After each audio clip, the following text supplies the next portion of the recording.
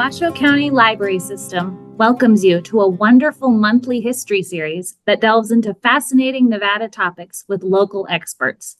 The Nevada Historical Society presents High Noon with Neal Cobb. This afternoon, we have another very interesting topic, LaVere Redfield, Mystery, Money, and Maelstrom. Our local experts on this topic are historians David and Gail Woodruff. My name is Amy, and I'm very happy to be hosting today. And now it is my pleasure to introduce Sherilyn Hayes-Zorn. Thank you, Amy, and thank you, everybody, for joining us today. As always, I always have to give a huge shout out to the Washoe County Library System. They've been longtime supporters and partners with the Nevada Historic Society, and we so appreciate them wanting to help us share history to everybody. And even now, with us being closed to the public, we have our Nevada History on the Go series, and they are our hosts at the Sierra View Library on the first Saturday of the month. So make sure you check it out. So I'm Sherry with the Nevada Historical Society. I'm the curator of history, and I am the honor of introducing our host, Neal Cobb, who is our honorary curator. Neal has been a longtime supporter here with the Nevada Historical Society and loves sharing history of Nevada and Reno in particular with groups and organizations. And we so appreciate Neal being a partner, and I think the host for this for over 10 years now. And he just knows so many people, and we just have had wonderful programs that we love sharing history. So without further ado, let me introduce Neal Cobb. Hey, Neal. Oh, thank you, Sherry. Always appreciate your intro. Our speaker today is David Woodruff. He is part of the team of David and Gail Woodruff, and they offer the history programs throughout Lake Tahoe, the Carson Valley, and Eastern Sierra, covering several topics, many times bringing their characters to life in a Chautauquan performance, which we had the great pleasure of having at our God Club meeting. Now, God Club is an acronym for good old days. Is that the Woodruffs have written a series of 3 books about Highway 395 called El Camino Sierra, and a book on the Furnace Creek Resort. With a love of history, a deep fondness for their natural surroundings, and a passion for all things 395, the two spend their time exploring, enjoying, and writing about their beloved Eastern Sierra. At this time, please welcome Dave Woodruff. Thank you, Neal. Thank you. So, today's program is very interesting to me. It's one of those things that just a few years ago, I knew nothing about. I actually received a phone call from a woman who lives in Reno that wanted to know if I knew much about LaVere Redfield and his infamous involvement in a variety of crimes, being the victim of and also being the perpetrator in some himself. And I didn't, and she filled me in a little bit. Her father was actually involved in one of the burglaries that occurred to Mr. Redfield. So he started doing more and more research and came across a really good book about it, including this one here, The Curious Life of LaVere Redfield, probably the best book I know of on it. We relied heavily on it for our research. So thanks for joining us today, and let me start today's slideshow then. LaVere, he was born right around the turn of the century, one of 7 children in Ogden, Utah. So his father passed away when he was just 1, leaving his mother the only breadwinner in a house full of children like that. Things got pretty tough pretty quick once his father passed away. So his childhood wasn't all that easy, living rather poorly. After he finished with school, he ended up moving from Utah up to Idaho, got whatever kind of work he could get, which at first was just doing agriculture, working in the potato fields, helping with the harvest, making enough money to where he made an existence. He eventually got a job as a store clerk in one of the retail outlets there in Idaho by the potato fields. He worked real hard, LaVere, being a smart guy, became the manager of the store. And it was while he was there, he met a customer, Nell Jones, around 1922, fell in love, and the two of them got married. Well, they ended up going down to Southern California, where they honeymooned. And during the 20s, Southern California was booming right along.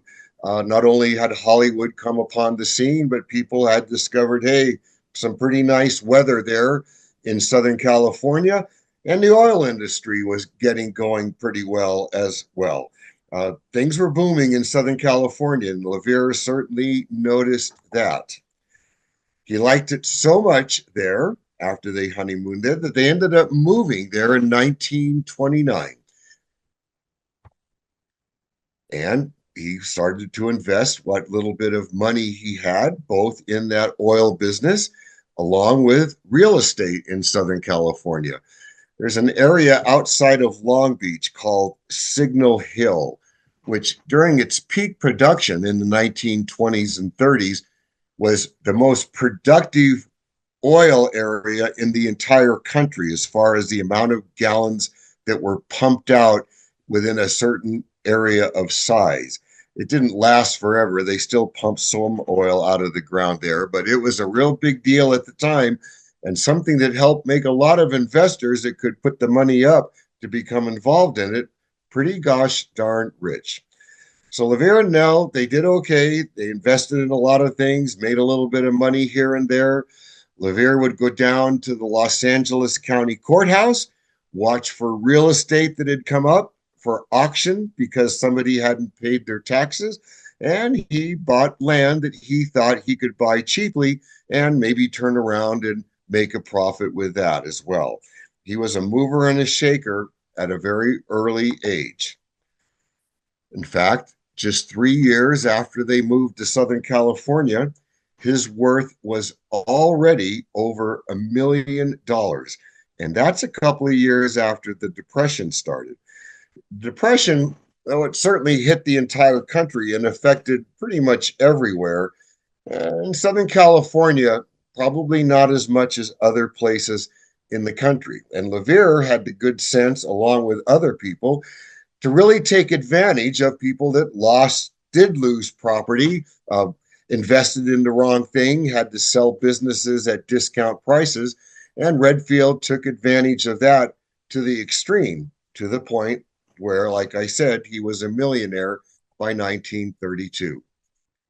Well, in 1935, the Redfields decided to relocate from Southern California to Nevada and to Reno, Nevada, partly because of this gentleman here, which if any of you are familiar with a little bit of Reno backstory and history, you might already know a little bit about this man, Norman Biltz, a real estate developer and an investor in a lot of different projects, including casinos. And this rather interesting thing, it was called the One State Program, that Biltz was a big part of, along with others in Nevada. Nevada didn't have any state income tax. California had just started theirs up a few years before.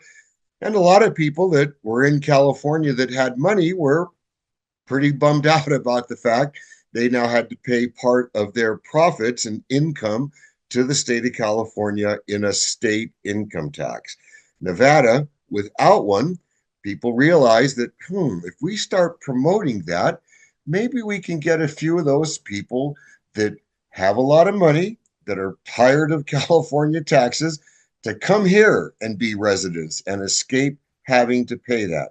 So big fancy binders were printed. They were sent to a big list of who's who as far as wealth goes throughout the country, with a big emphasis on California. And a lot of these people with a lot of money responded to the positive, coming to Nevada to establish their residency here, including Max Fleischman, the Yeast King, Wilbur May from the May department stores, E.L. Cord as well, and probably among the most famous of all, at least from our own local history standpoint, very wealthy George Whittle from the Bay Area that was pretty much wealthy purely by being inheriting all the money that his family had earned prior to his arrival in the world. But George building his house at Lake Tahoe on the Nevada side, becoming a Nevada resident as well. Well, the Redfields also responded to that same program, and they ended up moving to Reno in 1935. Oh, and within a short time after they moved here, they bought a home on Mount Rose Street there in Reno, just a little bit more than a mile south and a little bit west of the downtown area, a home that still is there today. I've never lived in Reno. I've only lived in Carson City and the Gardnerville area. Certainly we go to Reno a lot. I'm pretty familiar with the town, but I didn't realize that that area of Mount Rose Street, which I had driven by its intersection with Virginia Street for many years, actually had some rather low but prominent enough hills in that neighborhood. And LaVere's home stood on one of those small hills a few blocks west of 395 Virginia Street. Well, as Redfield became a Nevada resident, he kept up with his same looking for distress sales, looking for property that was at a good price, businesses that were going under, and would buy them up, especially if he felt it was a good investment to do so. Pretty quickly, from a different series of buyers, he was able to acquire about 50,000 acres of the east slope of the Sierra Nevadas. Pretty much, I suppose, if you were to drive up the 580 from through the Washoe Valley, through the Galena area, on into town, in other words, past Mount Rose, Slide Mountain, and all the other mountains up there, he pretty much owned all of that forested land from the Sierra Crest down to the foothills of the Truckee Meadows and the Washoe Valley. He would go to the courthouse here in Washoe County and take advantage of people that were delinquent on their taxes that had been put up, their property being put up for auction, being able to acquire quite a bit of land at discount prices. He also started to do battle with the tax people in Washoe County on the property that he would acquire. You know, valuations go up, they raise your tax rates, they raise the taxes you got to pay. And he would constantly go and appeal it every single time that there would be any change to the amount of tax the county wanted to charge him on his various properties that he owned. He was a very regular sight at the Washoe County Courthouse. He did a lot of interesting things to try to avoid having to pay taxes, or at least as much taxes as he felt that he had to pay. Among the things he would do, he had a niece, his brother's daughter, that he liked quite a bit. Her name was Hazel Warner Bouchard. He put a lot of his property under her name, hoping that that would help him avoid having to pay as much tax as it was if it just stayed in his name. And LaVere, he liked to gamble. Being just a little over a mile from downtown, he was a frequent visitor at the casinos downtown. Neal was telling me earlier, when Neal worked downtown back during that time, that he remembers LaVere coming into the casino to try his luck at one of the tables.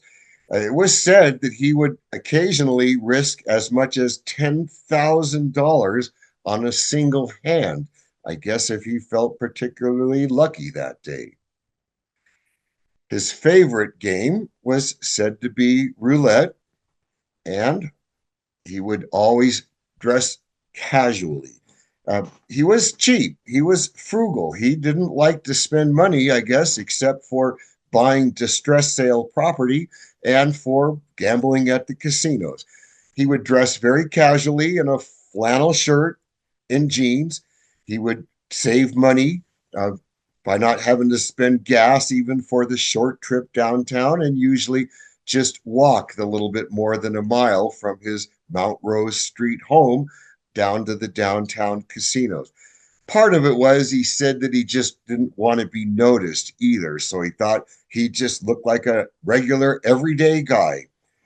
There's a story how I mentioned earlier his home there on Mount Rose Street sits on a small hill that he would actually, to save on the life of his battery of his truck that he would drive from time to time, that he always coast started it, meaning put it in neutral, coast down the driveway and get it rolling a little bit, popping the clutch and starting the car that way, thinking that he would save a little money by not having to buy batteries for the truck quite as often. So in 1948, he had a good day playing roulette. He won about $2,400 before he decided to call it quits, put it in a brown paper bag, and started to walk the several blocks home to his Mount Rose Street home. Somebody apparently had noticed that in the casino he had won a bit of money that day and followed him down the sidewalk back towards his home. He got within a few blocks of home, and whoever was following him approached him with a brick in his hand and demanded that Redfield hand over the bag of money. Well, Redfield, he wasn't going to do it. He clutched that paper bag with his money in it even harder, and the robber grabbed the bag, grabbed his arms, tried to wrestle it away from Redfield, to no luck. The burglar grabbed a nearby brick and started beating Redfield and struck him at least 15 times, fracturing his skull. But all the while, Redfield didn't let go of the money, and finally the burglar, exasperated, took off. So LaVere continued to hold on to the money that he had won, and nobody was ever arrested in the crime. Then a few years later, on February 29th, Neal and LaVere had decided they were going to go downtown and enjoy a night out at the restaurant and maybe a little gaming at the casino. Well, on the way down, right near the Riverside Hotel, a 36-year-old Marie d'Arc Machad, she was French-Canadian, and she had met LaVere a couple of years before. So she approached the couple on the sidewalk and started up a rather lengthy and rather nonsensical, according to Redfield later, conversation there, just chatting and talking about virtually anything. Well, like I said, it later came out that Redfield had met Ms. Marie a few years before, even though at the time it sort of appeared more as if she was just a random stranger that took up a conversation with them on the street. So while the lengthy conversation was going on, back at the Mount Rose Street home, there were three men that were breaking into the Redfield home. They apparently knew that Redfield had a very large Kerry Blue Terrier dog at the home, so they brought a ham bone with them that they immediately passed off to the dog to distract the dog while they were working on what they were going to do, which was going to be burglarizing the home. Redfield had a 500-pound safe in the house. One of the three that broke into the home was supposed to be an expert safe cracker, all the way back from Milwaukee, Wisconsin. Well, he tried and tried and tried to get that safe open and didn't have any luck. So the three men wrestled the 500-pound safe into the trunk of their car and drove away with it. Once they got it to their location, they got the sledgehammer and a chisel out, whacking away like crazy until they could finally get the 500-pound safe open. And there was stuff inside, quite a bit of stuff inside. Now, the number, it's still up in the air to exactly how much it was. It seemed Redfield despite his propensity for keeping records on things, he didn't always have a propensity to being completely accurate with what he reported to the police and to the newspapers. They thought he might have about $2.5 million in that safe that these thieves got away with, both in cash and in securities, along with some jewelry. So these are the 6 people that were involved all together. 3 of them that went into the home and 3 others that acted in the background for it. Some of them were actually from the Reno area. One was a bricklayer here in town. He kind of acted as the muscle behind the scene, making sure things would stay safe. His brother happened to be a janitor at one of the casinos in Reno. He was the guy that kept an eye out on the street while the 3 burglars were inside.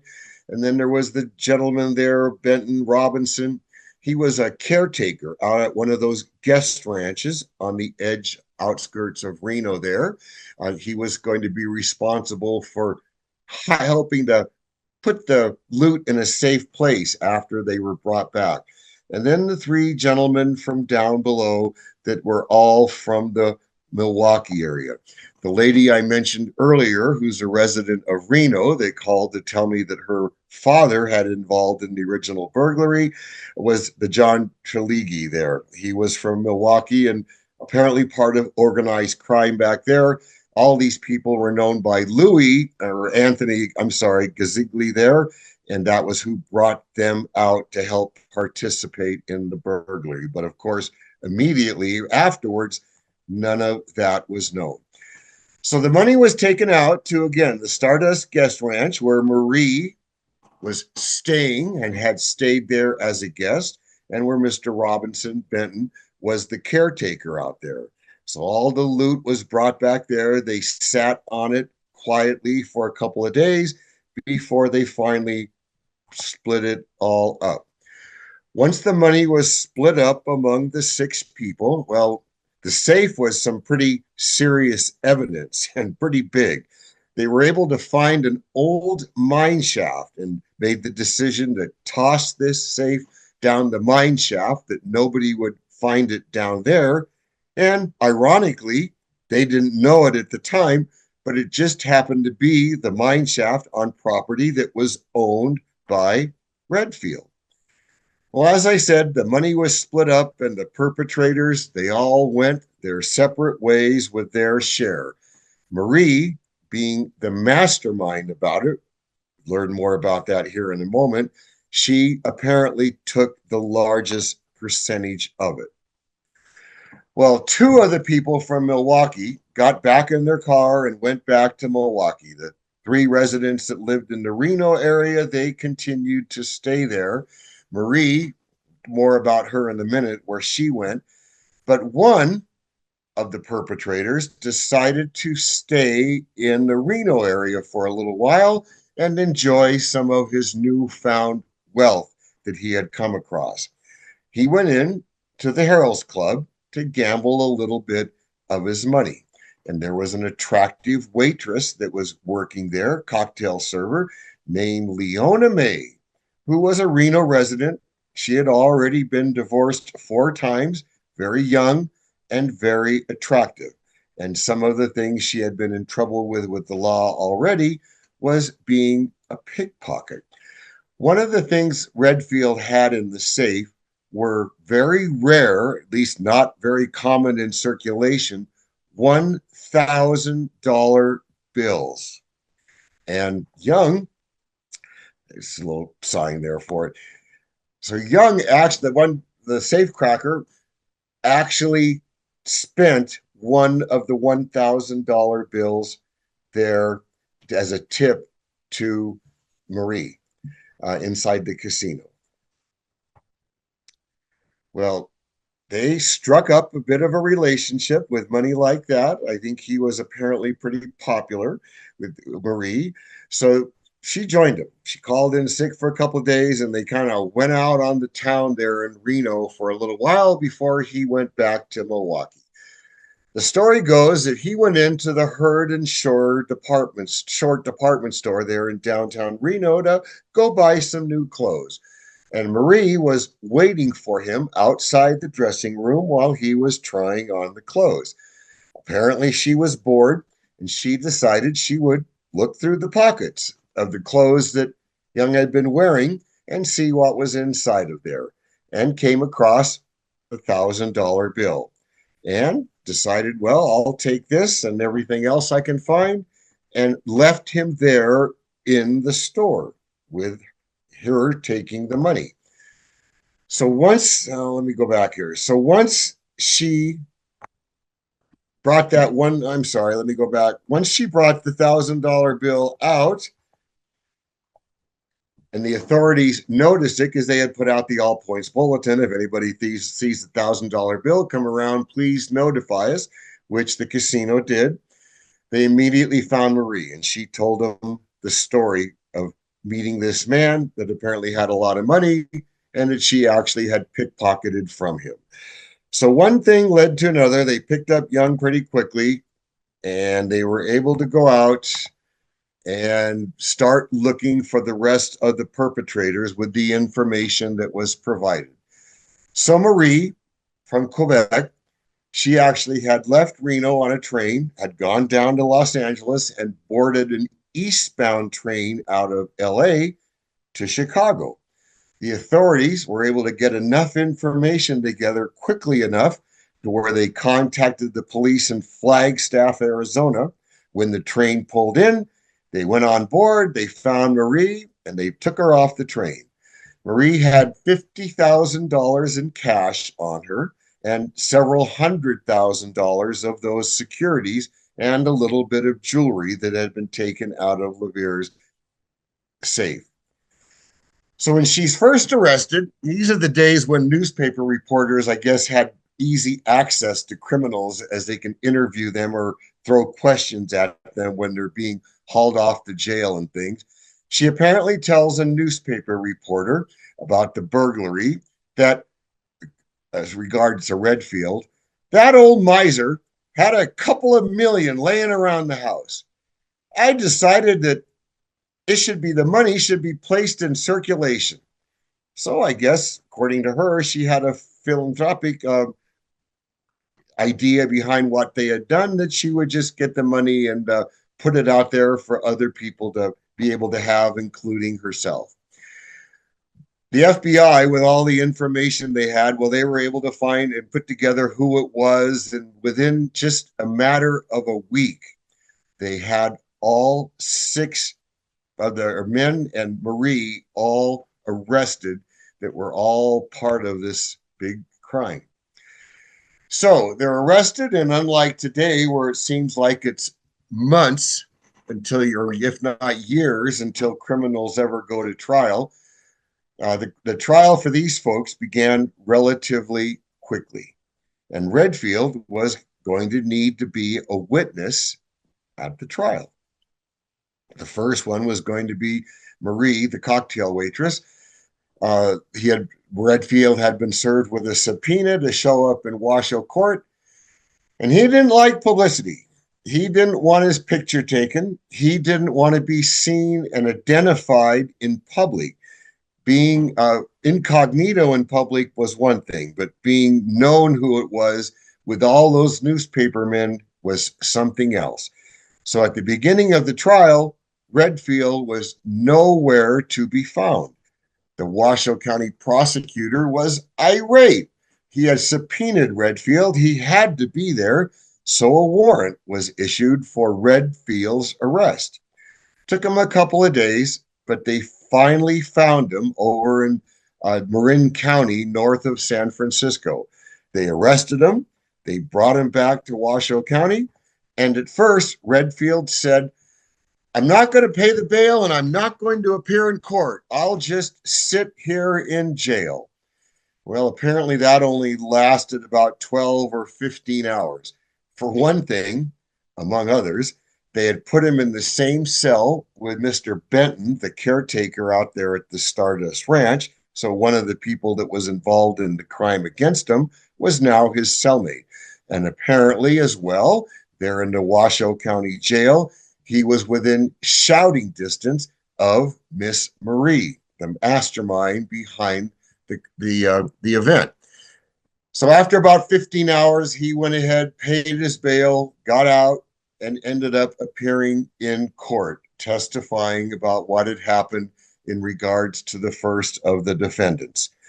Meanwhile, just like he had feared, one of the reporters there was able to snap his picture.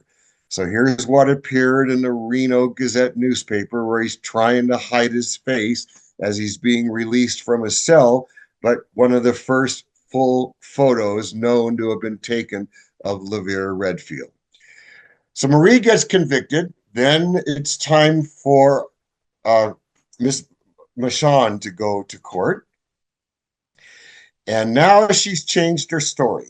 When she said at first that she knew that Redfield had all that money in the house and she was just trying to put it into circulation, now she says that she had had a bit of a relationship with Redfield for the last couple of years. And her story is that she was at Redfield's home one time when Nell, Redfield's wife, wasn't home. And they were in the bedroom. And somebody came and knocked on Redfield's house, and Miss Michon hid in the closet while Redfield went and sent whoever it was to come there away. Ms. Michaud says that she noticed that there was a very large safe in the closet. And her story goes on and on and on. When Redfield comes back, well, she says that, let me go back here. I'm sorry, I went too far too quick. She says that Redfield was interested in her as far as having some kind of relationship. And that she said, well, prove your love to me with money.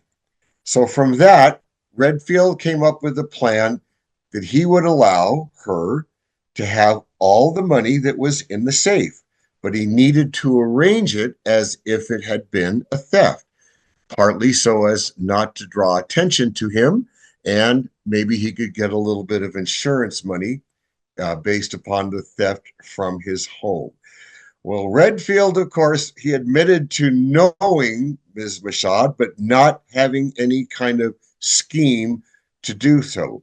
When you read the newspaper account, it's pretty racy, though she doesn't say exactly. The way she infers things makes for a rather interesting PG-rated newspaper story about her relationship with Redfield about it.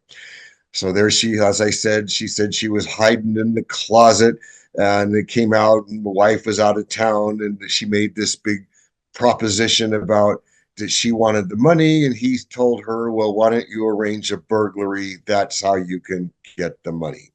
Redfield denies all of it and calls her a snoop while on the stand.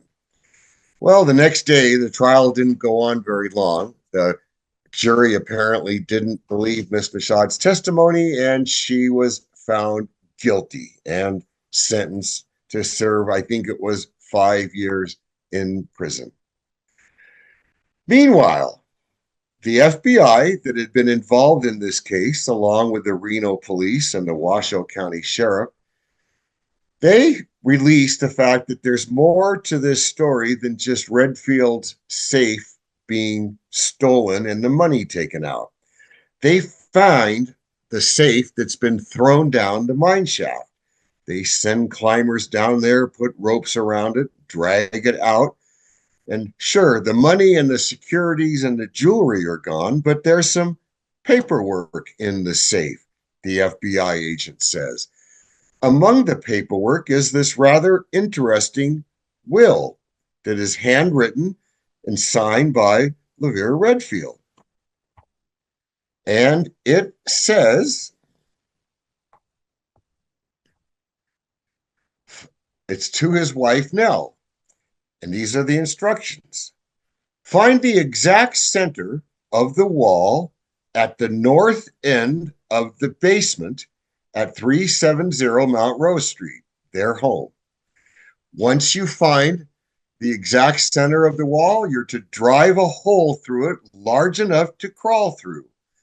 Once you go through what's obviously a false wall, there you will find coins in the amount shown on the 3 accompanying papers. He has an inventory of all the things that can be found. Redfield goes on, no one knows of the currency on hand. The government can't tax wealth which can't be located. Burn this note and tell no one lest the government carry on as though no coin or currency was left until such time you can safely and wisely use it. Well, that drew the attention of the FBI, who in turn turned the information over to the Internal Revenue Service. So they go to the false wall that Redfield describes. They bust a hole in it, and lo and behold, he's right. There's $270,000, all in silver dollars. There is cash in there too, and there's also, rather interestingly, $20,000 of postage stamps. Back in 1952, when I think it was 2 or 3 cents for first class postage, boy, that was an awful lot of postage stamps. But the IRS, the FBI, the police find all this money that LaVere is hiding in there. And of course, that's going to draw interest as well. So Mashad, she gets sentenced to 5 years in prison. The other perpetrators serve anywhere from 1 year to 4 years. Out of the $2.5 million or whatever it is, all but about $170,000 in the cash was never was found. In other words, $170,000 was never found, but the rest of it was. And as I said, the will that they found in the safe, that was of great interest to the IRS. 6 years later, March of 1958, Redfield's home is burglarized again when Nell and LaVere are not home. This time, though, it doesn't appear to be the same kind of job. According to Redfield, only about $12 in silver dollars was stolen, along with a bag of a few other old coins. So not a big deal, apparently, with that one. So Redfield goes on with his life, continuing to buy and sell properties, investing in various businesses, trying to find businesses that are under distress. And at that time, the very long established Reno Brewing Company had apparently gotten themselves into debt and went to Redfield to get him to either loan money or to invest in money. Now, I'm not really clear. My finances have never been the kind that big tax breaks could ever be involved in. But Redfield apparently loaned the money to the brewing company and then got involved with shell corporations around it, which apparently gave him some kind of ability to hide profits and to hide money he was making in different companies. And the bottom line was avoid paying taxes in it. About this same time, Redfield also got involved in a similar matter with a very large wood and lumber product company in Reno, the Oregon-Nevada Lumber Company, also investing money in them, becoming a primary owner and able to use this to a tax advantage for his own personal finances. Well, whatever he was doing, combined with the fact the IRS had now put him under close scrutiny because of his will, the IRS figured out he was scheming with these businesses along with other things, and they charged him with evading taxes in June of 1960. He's charged with 8 counts of evading taxes in 4 different years. The IRS saying that he owes over $300,000 in back taxes. Well, Redfield is arrested, makes bail, but he says, I can't afford to hire a defense lawyer. They're all too expensive, so I'm just going to represent myself in court. It's claimed by the IRS and the prosecutor, like I said, that he traded stocks in the name of a dead brother, a dead nephew, a former college classmate, a high school student, and many others by putting the names of people on these things, helping him to avoid it being registered in his name, and then hopefully avoiding having to pay some of the taxes on them.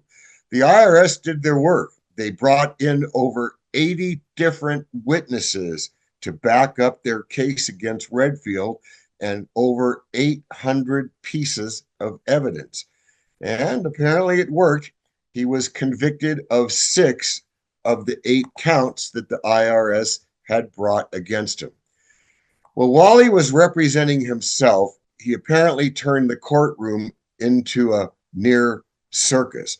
The judge admonished him continually for his lack of proper decorum in the courtroom. Among the many quotes from the judge during the trial was, "This has been one of the most unhappy experiences this court has ever had."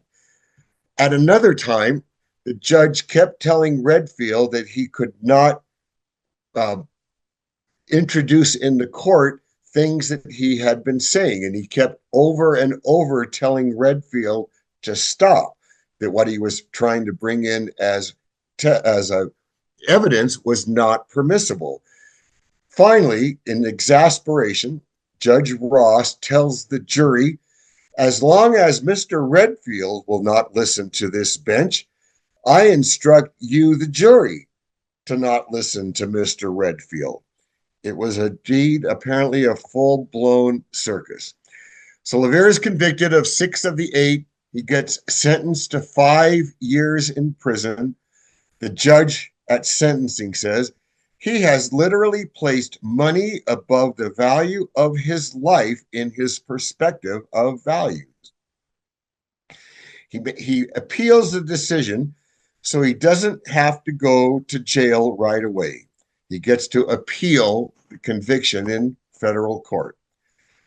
While he's out of prison on appeal, awaiting his retrial, in 1961, a year after he is convicted, it's more like 8 months, he's burglarized a 3rd time. Burglars break into his home yet again. There's now 2 safes in his home. They're both broken into by the burglars while Neal and Redfield are off somewhere at night again. This time, Redfield isn't providing the kind of exact information that he did during the first major burglary. He's kind of vague in what he tells the police, kind of acting like he's not exactly sure just how much was in the safe, but apparently it's somewhere between $1 and $2 million is taken from him this time. Well, the police take up the case. They don't find any kind of evidence that leads to an arrest of anybody. Meanwhile, he goes back on his appeal and he's convicted again. And now he has to go to prison. So in April of 62, he serves 2 years of the 5 years that he's sentenced to, but the prison physician says that, well, Redfield has a bit of a heart condition. He's getting on up in age, so we should let him out. So Redfield only has to serve 2 years of the 5 years that he's sentenced for. So the story continues to just get weirder and weirder. He gets released from prison. He continues his ways, buying and selling property, investing in businesses, loaning money at high interest rates, and finding what he thinks are opportunities to make money in other ways. In 1971, he sold some of the land that he owned in the Washoe County area to this notorious resident, Joe Conforti, out there by Mustang and the landfill that's off Highway 80 by Lockwood. Sells him 18 acres of land. It's actually just across the county line in Story County, which ultimately, a few years later, becomes the infamous, world famous Mustang Ranch. And the two, if he goes Conforti and Redfield, it appears to go beyond just the sale of that one piece of property. Conforti gets involved in the early 70s with this odd proposal. I guess at that time, the bus system in town was not run by Washoe County, and the privately held bus company couldn't afford to keep going anymore. So for a short time, there was no bus service in Reno. And Conforti offered to come forward with money to keep the bus system running. Rather odd proposal by a gentleman that owns a brothel and is in continual trouble with the authorities in a number of other matters as well. Redfield was apparently the financial backer behind Conforti's offer to keep the bus system liquid. Well, the Washoe County people and the Reno County authorities, they declined Conforti's effort, but who knows exactly what was behind Redfield's involvement with that.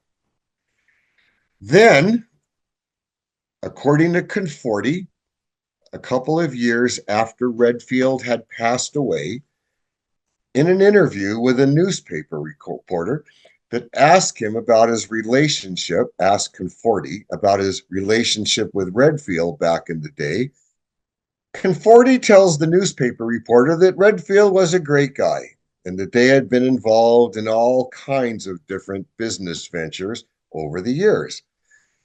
Conforti goes on to tell of a story that back in that 1961 burglary that was between $1 and $2 million, that once again Redfield had had some $1,000 bills in the safe. Redfield, after the burglary sometime, had, according to Conforti, come to him and asked him, "I know you have connections in this town. Can you go out there and see if you can find any information as to who may have been involved in the burglary of my home back in 1961. According to Conforti, he comes back after a little while and tells Redfield that, yeah, I learned that back a few months after that burglary, that the notorious and infamous Bill Graham, another Reno legend of organized crime, that Bill Graham had reportedly laundered a few different $1,000 bills for a gentleman by the name of Newman. That was an interesting thing. And then a few months later, Conforti said he knew nothing about it, but that Newman, who was still in the Reno area, that his body was found behind a restaurant in town, all crumpled up inside a barrel of used cooking oil. Okay, then.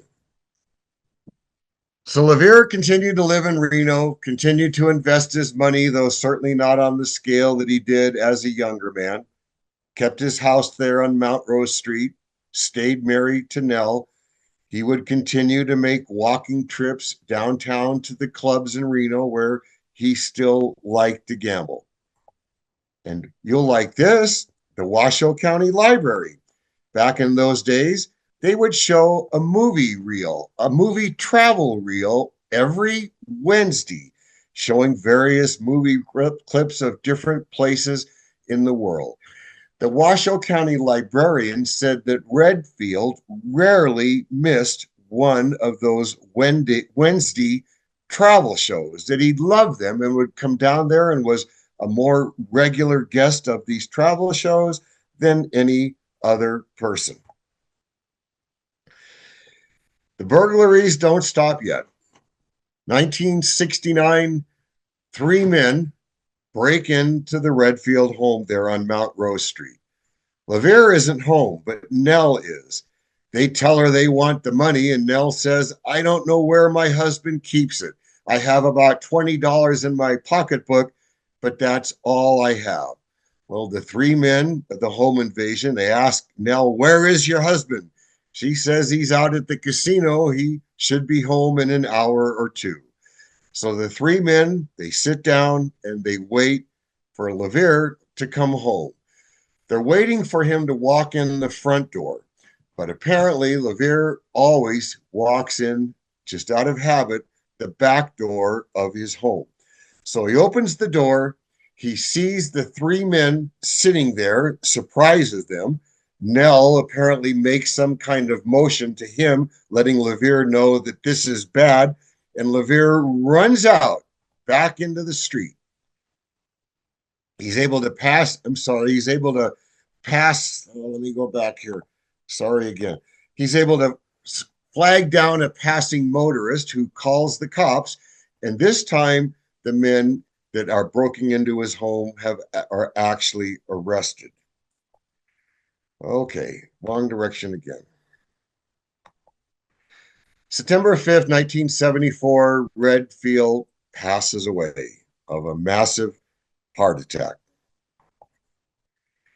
And here we go now with his finances. Takes at least 5 years to settle the whole affair. There's 3 different wills that come up after he passes away.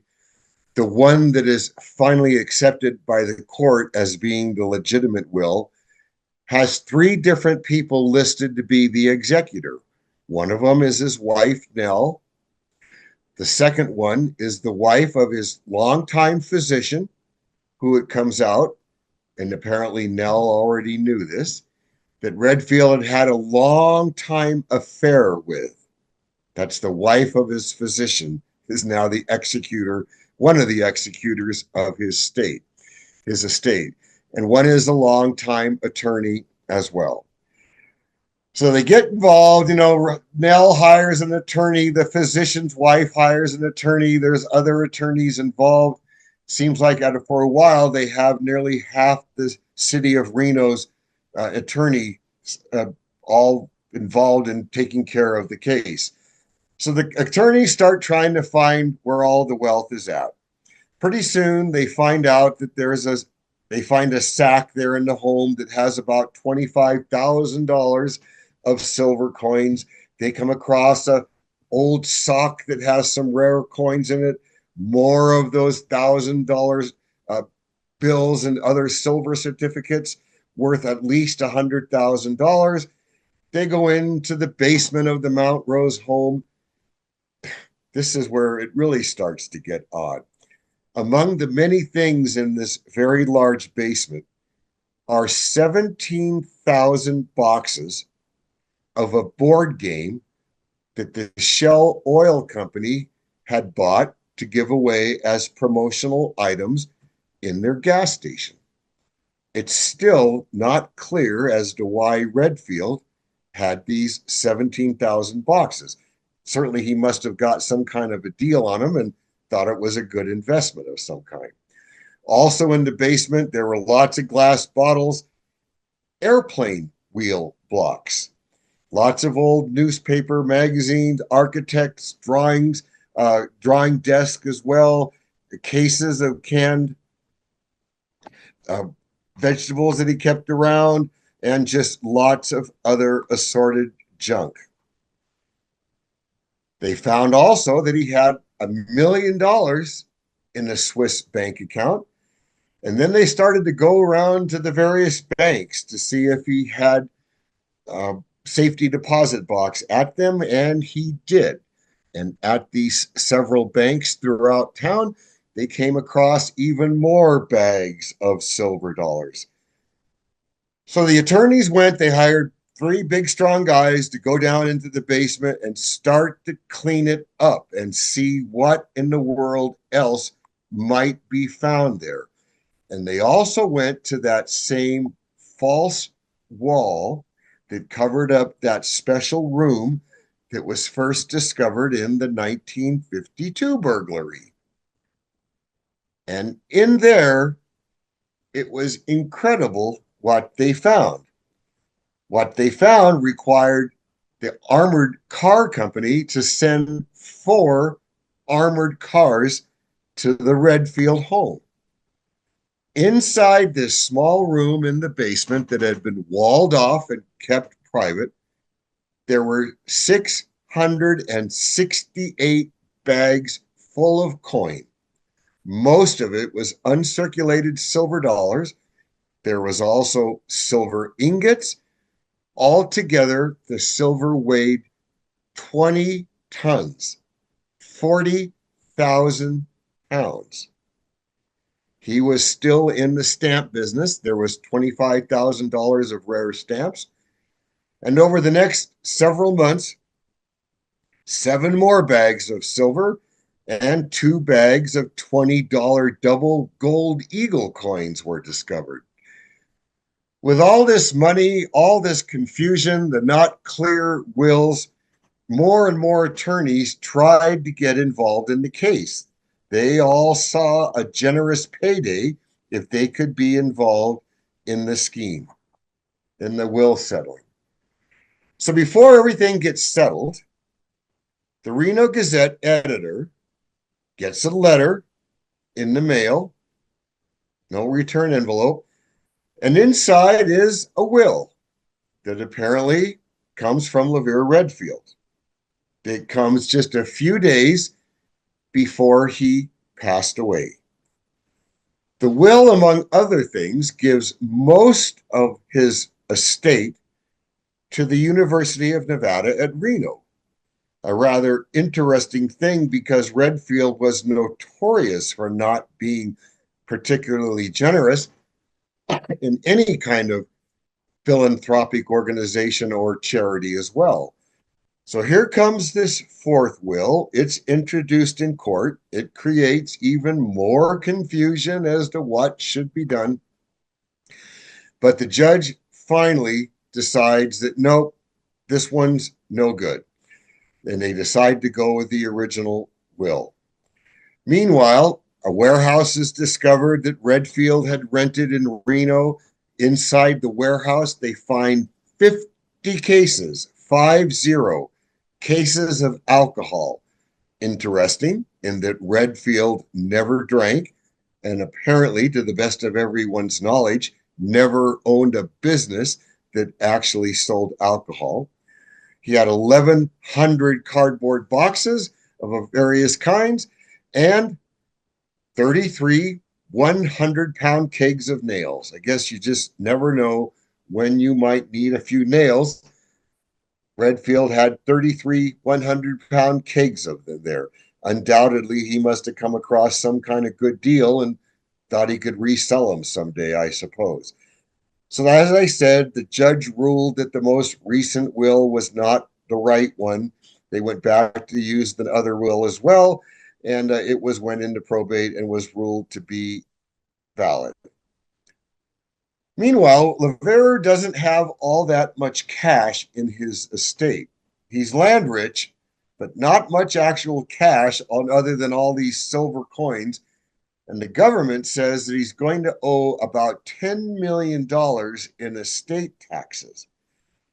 So the attorneys, under the help of Nevada's Senator Howard Cannon, they get together with the federal government, and through a complex arrangement between the IRS and the Forest Service takes title to about 30,000 acres of that land that Redfield owned there on the east slope of the Sierra Nevadas. And in exchange for that land that the Forest Service took title to, that helped alleviate the $10 million tax estate bill that was going to come about because of the trade there, that was able to eliminate that.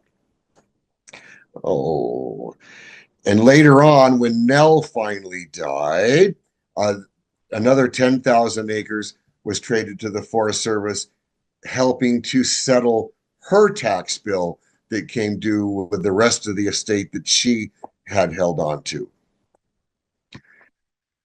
The Redfield hoard, as all these silver dollars became known, a company called the A. Mark Coin Company, they were the winning bidders of this huge coin collection that Redfield had. Altogether, they paid $7.3 million for what amounted to over a total of 407,000 silver coins and those gold coins as well. 85% of those silver dollars were uncirculated. I'm not a coin collector expert, but apparently if they're uncirculated, they're worth even more money. With that much rare coins coming in to the inventory of coin collectors, the A-Mark Coin Company realized that if they were to sell it all off after they had bought it, the price of rare coins would plummet. So they developed a very deliberate program that they sold off all of those coins very slowly. And it took them over 8 years to finally sell the entire collection and make the profit that they wanted to make on their 7.3 million.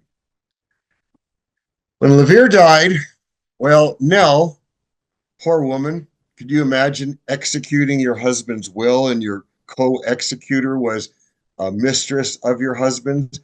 The poor woman, and as things and more things came to light, the history of Redfield being a terrible womanizer really came to the forefront. But Nell kept her head up, went forward, worked hard to get the estate finally settled. And with the amount of money she got from it, which was half, she immediately created the Nell J. Redfield Foundation and established several charities and missions that she wanted to take care of with the money that she got from the estate. The mission of the Redfield Foundation, it's to advance the causes of education, healthcare, aid to the elderly, the homeless, and to women and children in need. The interests of the foundation are so far-reaching that literally almost all Reno area nonprofits in some way or another have been able to be supported by the foundation. Among the many things that we can contribute to Nell Redfield's generosity is the Galena campus out there of the UNR. Since 1983, UNR says they have been the recipient of about $60 million of donations from the Redfield Foundation. They provide for a $1 million a year worth of scholarship for Reno area students.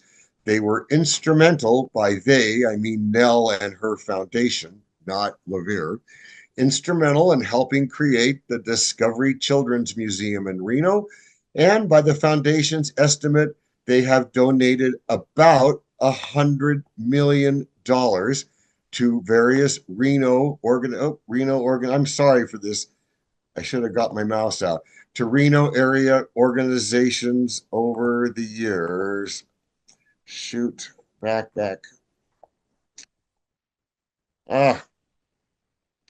I'm sorry, everybody. Bear with me here. Let me try one more time to get to the end. I apologize.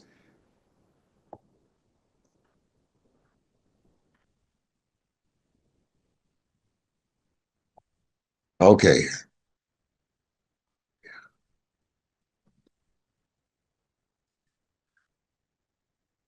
And that the foundation has been set up to be able to continue to donate money in perpetuity. So what can we say about LaVere Redfield's legacy? Well, the fact that all that Forest Service land from above the Washoe Valley, just north of Carson City, literally all the way past Mount Rose, is all now Toyabe Humboldt National Forest because they were able to get it in the trading of the settlement for taxes that was owed the IRS. Coin collectors say that his contribution to rare and vintage coins is almost immeasurable because he had saved and preserved so much. What he's done to that. And through the wealth that he generated, Nell has been able to be a very generous contributor to the Reno area. And after all is said and done, what do we really know about the guy himself? Well, he was pretty quiet about things, but we can probably say with some kind of clarity that, yep, he was a public philanderer, was a womanizer to the highest extent, had many different women that he apparently took care of, took care of their apartments, took care of stipends for them as well. He certainly knew how to take advantage of corporations and private businesses that were in need of financial assistance. He was convicted as a tax cheater. He was unrepentant to the very end. In court, he said, "I have paid so much taxes, I can't believe the government thinks they need to go after me for even more." He was a chronic gambler and a litigious gadfly. And of course, someone that left a lasting imprint on Reno in many ways. Here's a picture with him and Nell at their Mount Rose home. So with that, that's my research on Mr. LaVere Redfield and his life here in the Reno, Nevada area. Well, that was amazing. I knew there was stories, but I've never really gotten into his history. But I guess I have a question. So do you think because he was a womanizer, and his involvement with Joe Conforti was more than we're aware of supporting Mustang Ranch and other things? It's my personal belief, Sherry, that probably is the case, and probably even beyond the Mustang Ranch. Conforti was, on top of his notoriety with the Mustang, he was a real estate developer of his own right. And I think it was in either 75 or 76. There was a real big scandal. LaVere was already dead by then, but there was a real big scandal with Washoe County and the Visitor and Tourism Bureau with the sale of land out in what's now the Spanish Springs area for what was going to be the first convention center, and other real estate dealings of Conforti as well. I think because Redfield was so involved in land, at one time he was probably the second biggest landowner as far as total acreage in the entire state of Nevada. I feel that there was probably a fair amount of involvement in various real estate dealings between Redfield and Conforti and land sale purchases and other things in the Western Nevada area. That's my own personal thought. Okay. Yeah, that's kind of when you start thinking about the connections and the involvement that Conforti was in so many things as well. Yeah, I was just curious what your take was. So, Neal, did you have something you'd like to add to that, sir? Yeah. One thing on Harold's book on I Want to Quit Winners, he refers to a gentleman that didn't want to walk out with his winnings, which amounted to right around $25,000. And they kept it there at the cashier's cage, and they gave him a receipt for it to redeem. Well, 3-4 days later, this gentleman comes in and he wanted his money, and everybody knew him, so they just gave it to him. Well, he came back again later with his receipt, and he demanded the money. They hadn't taken the receipt from him on there.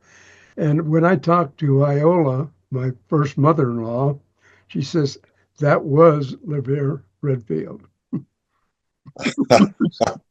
So any way that he could go ahead and, yeah, something else. But talk about a colorful character.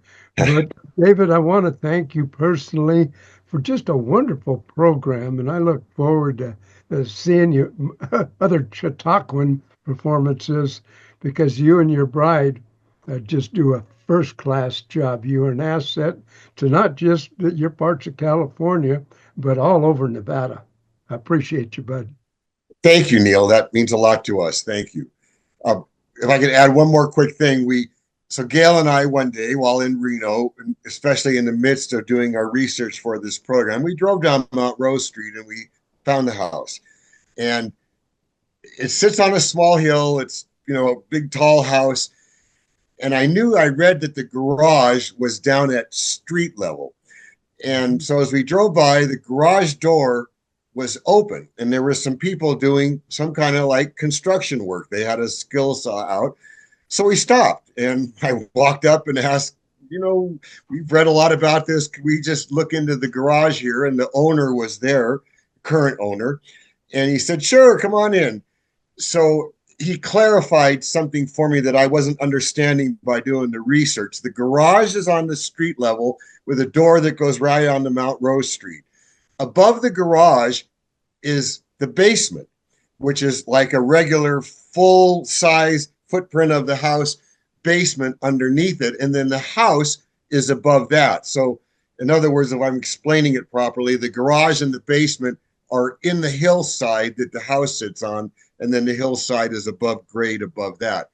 So he took us up and showed us the basement and where the little secret room was at that he stored all those bags of silver dollars and other things as well. It's just a room that's, the brick and rock foundation around it, but it was pretty cool to see it. And be able to see it firsthand is part of a rather interesting part of Reno's history. So. Oh, absolutely. And the fact that wasn't there also a secret passage too that was blocked off at one point, I think, besides the connection from the street getting into the house, I think I've heard. I'm not for sure. I'm not sure about that part, Sherry. There's when you're in the garage, there's a stairway that goes up to the basement, and then there was another stairway that went up to the house, but perhaps close those off. I'm not sure. Okay. Well, it was a great program, and we so appreciate you being our speaker this month. It was quite fascinating, and like you said, he's definitely an interesting character in what his wife was able to accomplish with her foundation and how it's impacted so much of our community ever since. So. All right. Well, and Sherry, and thanks to you for the Nevada Historical Society for all you do, and to Neal for what you do, keeping our wonderful history here in Western Nevada relevant. Without people like you that put in the effort to keep it so, we wouldn't have history. And I'm very grateful personally, and so is my wife, Gail, for what you all do. Thank you for that. Thank you. Yeah, we appreciate it. But we just love being able to share history and people.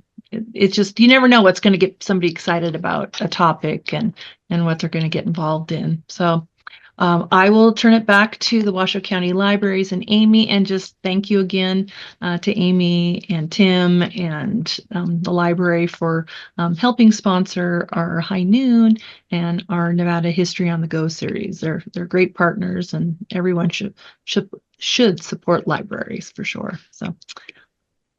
It's been such an honor to have hosted this program. Thank you all for joining us. And a heartfelt thanks to Sherry Hayes Zorn with the Nevada Historical Society, historian Neal Cobb, historians David and Gail Woodruff, and Tim and John, our Washoe County Library System tech wizards, for making this event possible.